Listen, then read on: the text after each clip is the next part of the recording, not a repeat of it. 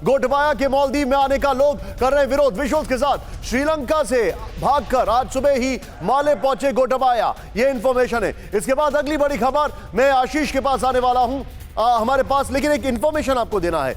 मालदीव के स्पीकर ने कैसे मदद की इनको, ये आपको देखना जरूरी है। आइए जरा प्ले ऑन करें, ये एक अलग से हमको ब्रेकिंग बनाना चाहिए था वैसे। अब कैसे मालदीव के स्पीकर ने इनकी मदद की।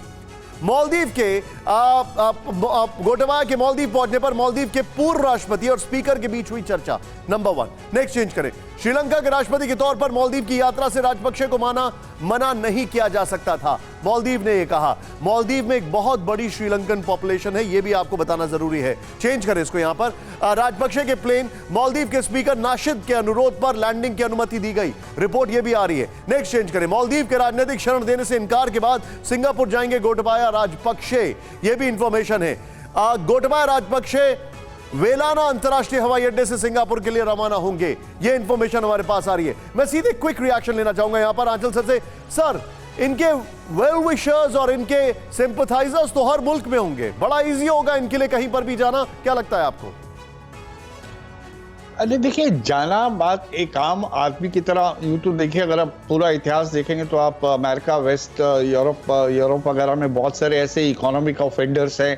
आप उधर वेस्ट इंडीज की तरफ चले जाइए, हमारे यहाँ से ही बहुत से भगोड़े गए हुए हैं जो वहाँ पे आराम से रह रहे हैं।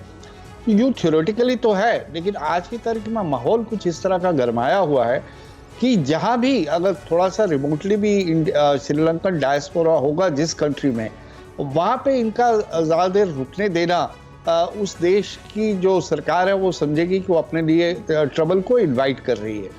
और एलटीटीई भी आपको जानते होंगे इतिहास, राजापक्से का जो इतिहास है, एलटीटीई को एलिमिनेट करने में राजापक्से के परिवार की बहुत बड़ी भूमिका रही है। महिंदा राजापक्से और ये गोटाबाया राजापक्से का जो ड्यूओ था, इन दोनों ने ही मिलकर उसको न्यूट्रलाइज किया था और जिसके बलबूते पर ये पॉपुलर भी हुए थे। बाद में क्या हुआ ये एक अलग इतिहास है। तो ऐसी कहीं जिस भी देश में इस तरह की संभावना है कि इनके रहने से वायरस की तरह ये जो समस्या है इस समय कोलंबो या श्रीलंका में, अगर वहां पे भी ये वायरस फैलेगा तो वहां हेजिटेशन जरूर होगी। बस एक खबर आ रही है इस सब के बीच में, भारत ने सेकंड टाइम अपना स्टैंड क्लियर कर दिया है। भारतीय उच्चायोग ने राजपक्षे को भगाने में मदद करने की खबर का किया खंडन। वो ट्वीट दिखाएं जरा। भारतीय उच्चायोग ने ट्विटर पर बयान जारी कर किया खंडन। राजपक्षे को भगाने में मदद की खबर आधारहीन और अटकलबाजी। भारत श्रीलंका के लोगों का समर्थन करना जारी रखेगा, भारतीय उच्चायोग ने कहा।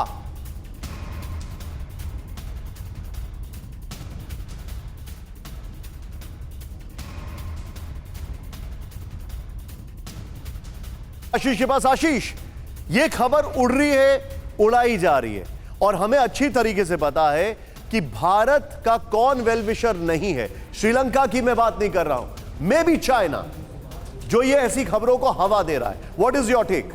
एग्जैक्टली और इसी को इंफॉर्मेशन वॉरफेयर और साइऑप्स के तौर पर इंडियन हाई कमीशन जो कोलंबो में है उसे जड़ से ही काट दे रहा है। चाहे वो मिलिट्री डिप्लॉयमेंट की बात हो, पिछले 3 महीनों में लगभग 3 बार इस तरह की अफवाह उड़ाई जा चुकी है और आपने सही फरमाया कि वो चीन की तरफ से इस तरह की कोशिश की जा रही है और जो चीनी लॉबी है श्रीलंका में उसकी तरफ से भी बैठे उन्होंने सारी एम्बेसी बंद कर रखी है। भारतीय बाहर जाके ऑल आउट रीच आउट कर रहे हैं। उनके लोगों को खतरा हो सकता है अगर वो रास्ते पर उतरे तो। इंडियंस के साथ में श्रीलंकन बहुत ही बेहतरीन तरीके से रहते हैं, उनके साथ में बहुत अफेक्शन है, लेकिन चीनियों के साथ में एक बड़ा तबका है श्रीलंका में जो नाखुश है।